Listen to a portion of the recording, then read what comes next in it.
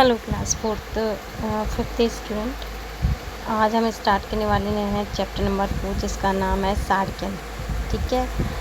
इससे पहले की जो वीडियो है जैसे चांद का टुकड़ा, एक किरण है और न्याय की कुर्सी, ये वाले चैप्टर मैं पहले से अपलोड कर चुकी हूँ। ठीक है। अरुणाचल प्रदेश में चौखमा के मंडल कार्यक्रम में बल्लारी के पिताजी एक अधिकारी थे। इस बार उन्होंने दिल्ली से अपने परिवार को अपने साथ बुला लिया था। कहाँ दिल्ली की भीड़ भरी सड़कें, हॉर्न बजाती हुई कारें और बसें, आदमियों की लंबी लंबी कतारें और चौखमा का खुला और शांत वातावरण। जिधर देखो हरियाली ही हरियाली और फूल ही फूल है। यहाँ के लोगों के मुख पर सदैव मुस्कान बनी रहती है। एक दिन बल्लारी को उसके पिता चाऊ ताऊ ने अपने घर बुलाया। बल्लारी अपने पिता के साथ चाऊ ताऊ के घर गई। उस समय चाऊ तान के पिताजी घर की सफाई कर रहे थे। बल्लारी और उसके पिता को देखकर उन्होंने सफाई का काम छोड़ दिया और उन्हें दोनों का स्वागत किया। चाऊ तान की माताजी कई प्रकार के पकवान ले आई। ये पकवान बहुत स्वादिष्ट थे। बल्लारी और उसके पिताजी पकवान खाने लगे। तभी बल्लारी ने देखा कि सड़क पे एक शोभा यात्रा निकल रही है। शोभा यात्रा में बहुत से लोग हैं। कुछ लोगों के कंधों पर पालकियाँ, इन पालकियों में बड़ी बड़ी और सुंदर सुंदर मूर्तियाँ रखी हैं। शोभा यात्रा में सब लोग नाचते गाते हुए जा रहे हैं। लोगों में बहुत उत्साह था। बल्लारी ने चाऊ तान से पूछा, ये लोग कहाँ जा रहे हैं? बहुत प्रसन्न दिख रहे हैं। चाऊ तान ने बताया, अभी 1-2 दिन पहले ही हमारे गांव के लोगों ने नदी के किनारे एक मंदिर बनाया है। ये लोग बौद्ध विहार से भगवान बुद्ध और उसके शिष्यों की मूर्तियाँ लाए हैं और इन्हें मंदिर ले जा रहे हैं। मूर्तियाँ 3 दिनों तक उसी मंदिर में रखी रहेंगी। गांव के लोग इन मूर्तियों पर प्रतिदिन जल चढ़ाएंगे और इनकी पूजा करेंगे। क्या हम लोग भी शोभा यात्रा में सम्मिलित हो सकते हैं? बल्लारी के पिताजी ने पूछा। हाँ हाँ, अवश्य चलिए, हम सब शोभा यात्रा में चलते हैं, चाऊ तान के पिताजी बोले। सब लोग शोभा यात्रा में सम्मिलित हो गए। शोभा यात्रा में लोग गाते बजाते हुए और नाचते कूदते हुए चले जा रहे थे। उनकी प्रसन्नता का ठिकाना नहीं था। थोड़ी देर में शोभा यात्रा मंदिर के पास पहुंची। मंदिर की जालीदार दीवारें बांस और बांस की खपच्चियों से बनी थी। बीच बीच में पेड़ की हरी भरी टहनियाँ लगाई गई और खोसकर उन पर रंग बिरंगे फूल सजा दिए गए थे। इतना सादा और सुंदर मंदिर बल्लारी ने पहले कभी नहीं देखा था। देखते ही देखते भीड़ मंदिर के द्वार पर एकत्रित होने लगी। बौद्ध भिक्षुओं ने मंत्र पढ़ते हुए इन मूर्तियों को पालकियों से उतारा और इन्हें मंदिर में रख दिया। अब वे इन मूर्तियों की पूजा करने लगे और इन पर जल चढ़ाने लगे। हंसी खुशी के इस वातावरण बल्लारी ने देखा कि लोग एक दूसरे पर बाल्टियां भर भर के पानी डाल रहे हैं। वे एक दूसरे के चेहरे पर चावल का आटा भी लगा रहे हैं। बल्लारी को होली की याद आ गई। उसने चाऊ तान से कहा, चाऊ तान भाई, लगता है कि लोग होली का त्यौहार मना रहे हैं। चाऊ तान बोला, नहीं, तुम्हें मालूम नहीं, आज हमारे यहाँ साड़किन का त्यौहार है। आज से हमारा नया वर्ष आरंभ होगा। बल्लारी ने कहा, हमारे यहाँ भी होली से ही नया वर्ष आरंभ होता है। होली के दिन हम लोग भी एक दूसरे के ऊपर रंगीन पानी फेंकते हैं और मुंह पर गुलाल लगाते हैं। होली के दिन लोग एक दूसरे से मिलने जाते हैं। उस दिन लोग घर में कई प्रकार की मिठाइयाँ नमकीन बनाते हैं और अतिथियों का स्वागत करते हैं। चाऊ ताऊ ने बताया, आज शाम को हम लोग भी अपने पिताजी के यहाँ आएंगे। हमारी ताई जी ने भी विभिन्न प्रकार के पकवान बनाए होंगे। हम उन्हें प्रणाम करेंगे, वे हमें आशीर्वाद देंगी। कल मेरी बुआ जी और फूफा जी भी यहाँ आएंगे। इतने में किसी ने बल्लारी और उसके पिताजी पर एक बाल्टी पानी डाल दिया। वे भीग गए। फिर तो बहुत देर तक एक दूसरे पर पानी डालते रहे और साड़किन मनाते रहे। 3 दिनों तक इसी तरह साड़किन मनाया जाता है। चाऊ ताऊ ने बताया कि तीसरे दिन बौद्ध भिक्षु पर इन मूर्तियों को पुनः पालकियों में रखकर बौद्ध विहार ले जाया जाएगा। वहाँ वे मंत्र पढ़ कर इन मूर्तियों को इनके स्थान पर रख देंगे। चाऊ तान के पिताजी ने बताया कि गांव के लोग फिर बौद्ध विहार जाएंगे और भिक्षुओं को बार बार दंडावत प्रणाम करेंगे। भिक्षु लोग हमें आशीर्वाद देंगे, खेती फूले तुम्हारी, तुम्हें न हो कोई बीमारी। हिल मिलकर सब नाचे गाएं, नए साल में खुशियाँ मनाएं। त्योहारों में घर में कई प्रकार की मिठाइयाँ नमकीन बनाई जाती हैं। आपको कौन सी मिठाइयाँ और नमकीन अच्छी लगती है? वे किस त्योहार पर बनाई जाती? त्योहार पर घरों में कई प्रकार की मिठाइयाँ और नमकीन बनाई जाती है। आपको कौन सी मिठाइयाँ और नमकीन अच्छी लगती है? वे किस वे किस त्योहार पर मनाई जाती है? त्योहार पर घरों में गुजिया, नमक पारे, दही, बड़े, खीर आदि व्यंजन बनाए जाते हैं। आप कौन-कौन से त्योहार मनाते हो? उनमें और साड़ियों में कौन-कौन सी समानता है? हम अपने घरों में होली, दीपावली, रक्षाबंधन, क्रिसमस, ईद, लोहड़ी, ओणम, पोंगल, बिहू आदि मनाते हैं। होली और साड़ियों त्योहार लगभग एक ही जैसे मनाए जाते हैं। हमारे देश में अनेक अवसरों पर शोभा यात्रा यानी कि जुलूस निकाली जाती है। आपको कौन-कौन सी शोभा यात्रा देखी हैं, उसके बारे में अपने अनुभव बताइए। जगन्नाथ स्वामी की रथ यात्रा, महावीर जयंती पर निकलने वाली शोभा यात्रा, रसहुल त्योहार पर निकलने वाली शोभा यात्रा। आप नए वर्ष कब और कैसे मनाते हैं? विभिन्न धर्मों, संस्कृति और राज्य में नए वर्ष अलग-अलग दिन मनाया जाता है। उदाहरण के लिए बैसाखी पंजाबी नववर्ष, जुड़ शीतल मैथिली वर्ष, गुड़ी पर्व मराठी वर्ष, नवरोज फारसी वर्ष, जनवरी अंग्रेजी वर्ष।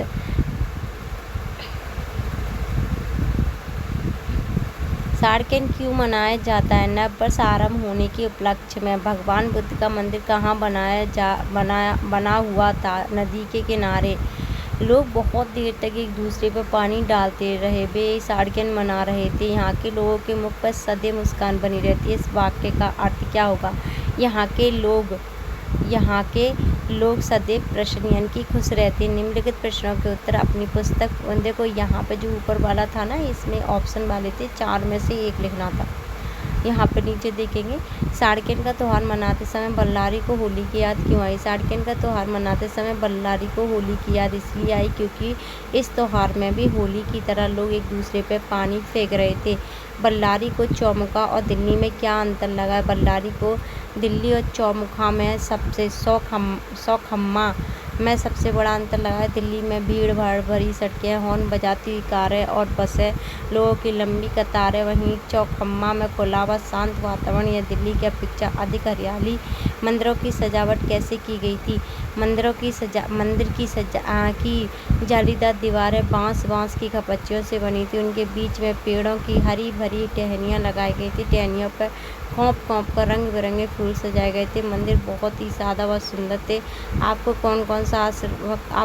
कौन आशीर्वाद देता है और वे क्यों आपको आशीर्वाद देते हैं? हमें घरों के बड़े बुजुर्ग आशीर्वाद देते हैं कि हम सदैव अच्छे इंसान बने व नेक रास्ते पर चलकर लोगों की सहायता करें।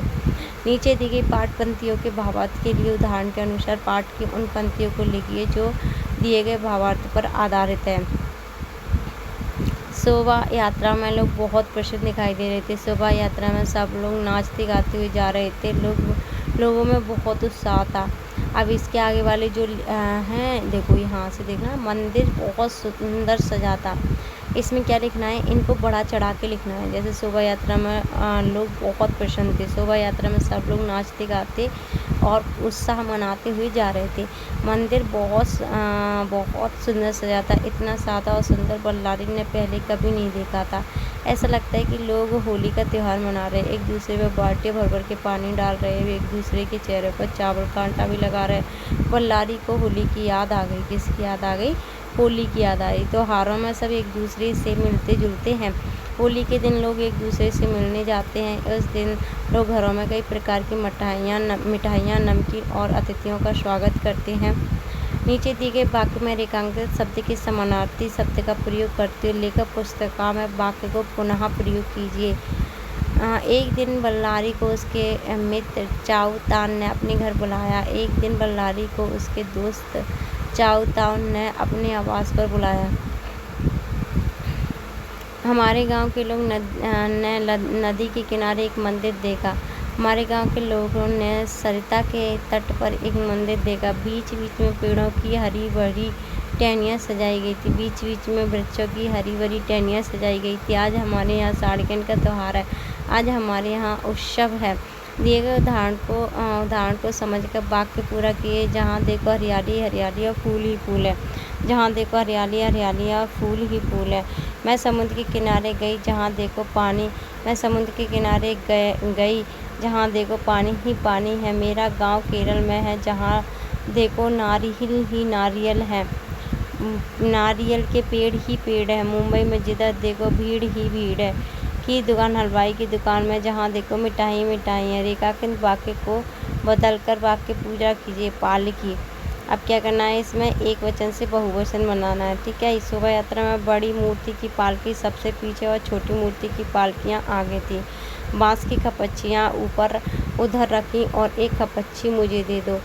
बांस की खपच्चियाँ उधर रखी और एक खपच्ची मुझे दे दो। गंगा एक पवित्र नदी है। भारत में अनेक पवित्र नदियाँ हैं। गंगा एक पवित्र नदी है और भारत में अनेक नदियाँ हैं। मेरे जन्मदिन पर कई प्रकार की मिठाइयाँ बनी थी, लेकिन मुझे रसगुल्ला मिठाई सबसे अच्छी लगी। सारी बाल्टियाँ पानी से भर गईं, केवल एक बाल्टी बची है। जब किसी की बात ज्यों की त्यों लिखी जाती है, तब वहाँ पर हम उद्धारक चिन्ह का उपयोग करते हैं। ताऊ चाऊ बोले, आज से हमारा नया वर्ष आरंभ हुआ है। देखो उन्होंने बोला, उस बात को हमने कैसे लिखा है, आज से इन्वर्टेड कॉमा ऊपर से लगा है उल्टा इन्वर्टेड कॉमा, इसे बोलते हैं उद्धारक चिन्ह।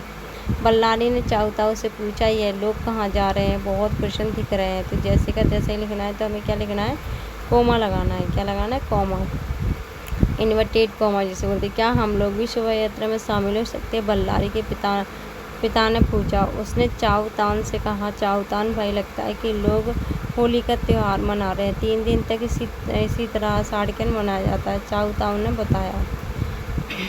पाठ में से चुनकर कुछ शब्द दिए गए हैं, इन्हें हिंदी वर्णमाला के अनुसार, जैसे कमल, खरगोश, गगन। करेला, समय, मट, तट, नमकीन, जन, वन, मटका। करेला, जल, तट, नमकीन, मटका, मट, वन, समय। ये इसको कैसे रखा है, जैसे का पहले आता है, फिर जा आता है, फिर ता आता है, फिर ना आता है, ऐसे रखा है।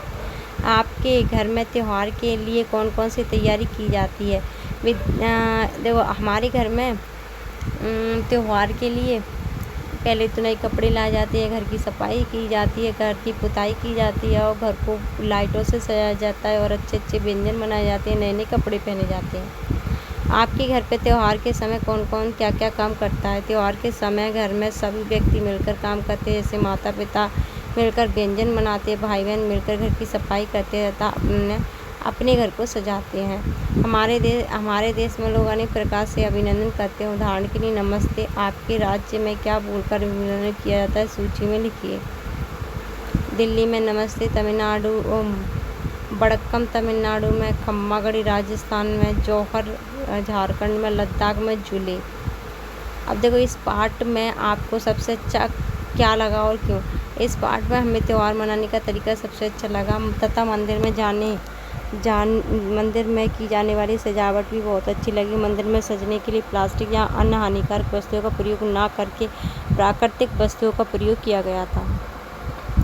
दिए गए उदाहरण को देखकर आगे की कड़ी बनाइए, जैसे गेहूँ, आटा, दलिया, रोटी, पूड़ी और रोटी हलवा के लिए। अब दूध से क्या बनेगा, दूध से हमें 2 चीज़ें तो बतानी। अच्छा, दूध से क्या बनेगा, एक तो दही बनेगा, एक पनीर बनेगा। तो सब्जी बनेगी और दही से क्या बनेगी, सब्जी बनेगी, लस्सी बनेगी। गन्ने से भी ऐसी आपको देखो यहाँ पे देखो, दूध का क्या है, पनीर और खोया, दही, ठीक है, तीनों बनेंगे। गुड़ से क्या बनेगा, गन्ने से क्या बनेगा, गुड़, चीनी, सिरका। चना से बेसन, सत्तू, दाल। चावल से खीर, खिचड़ी, पुलाव।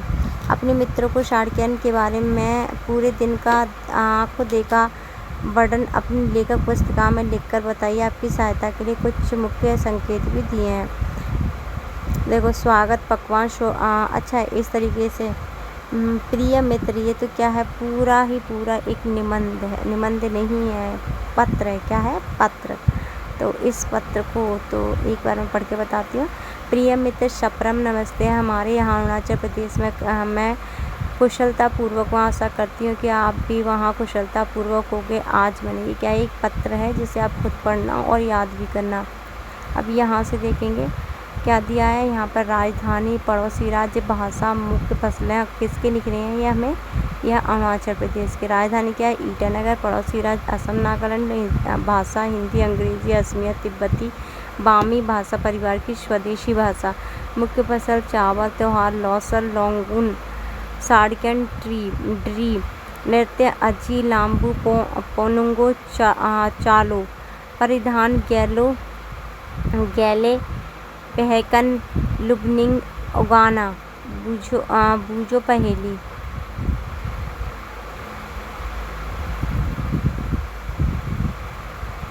अच्छा, बूझो पहेली आप ही करना इसे। और ये चैप्टर फिनिश हो गया। अगर कोई डाउट हो तो मुझे बता देना, ठीक है, कमेंट बॉक्स में लिख के।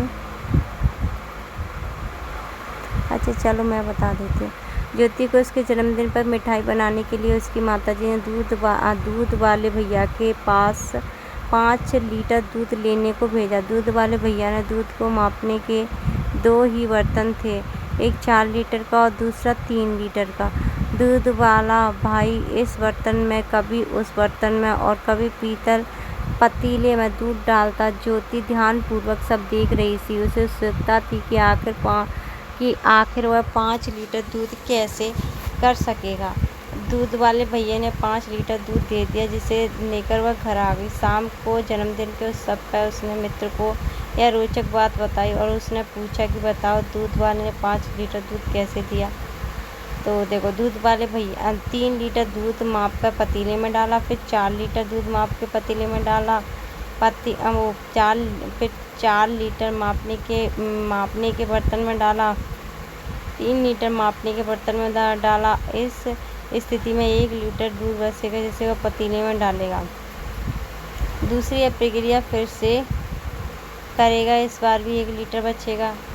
इस प्रकार 5 बार करेगा। कुछ नहीं करेगा, जो 3 लीटर का पतीला है ना, जो 4 लीटर का पतीला है उसे 4 लीटर भर लेगा। फिर उसके बाद 4 लीटर भरेगा, उसे 3 लीटर वाले पतीले में डालेगा।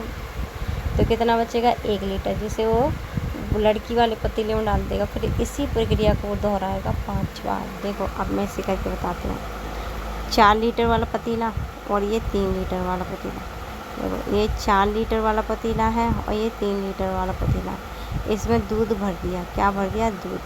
अब इस दूध को वो इसमें डालेगा, तो इसमें जो बचेगा, इस वाले में तो देखो 3 आएगा, इसमें 4 आएगा, तो इसमें तो 3 आ गया, बचा कितना? 1 लीटर। इसमें इस 1 लीटर को वो क्या करेगा? बार बार करेगा, 5 बार इस प्रक्रिया को दोहराएगा, तब जा कर के क्या आएगा?